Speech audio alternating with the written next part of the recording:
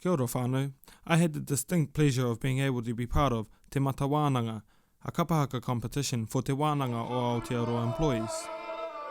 Our week started with an all-day practice at the Aoetearoa campus. This was also the first time we had all been together in the same room.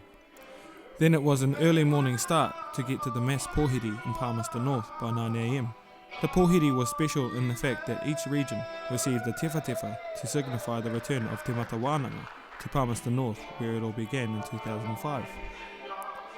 After the pōhiri we had a kai and headed to the next activity, which happened to be Te Wānanga Aoetearoa, and unbeknown to me, my name had been put forward to perform on behalf of Te Taitonga, which coincidentally was called on first. Unfortunately, I couldn't record myself, but here are some clips of other performers.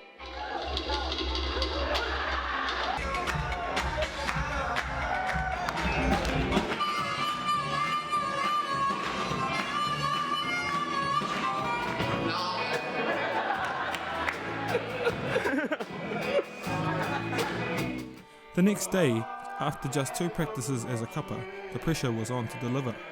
Te Taitonga was second on stage and were performing as a ngaho, non-competitive group. All in all, the performances were choice. We stood and represented our region and even picked up a 3rd placing for the wātea, which was crack up as we were non-competitive. The final dinner was amazingly catered and there was entertainment all night.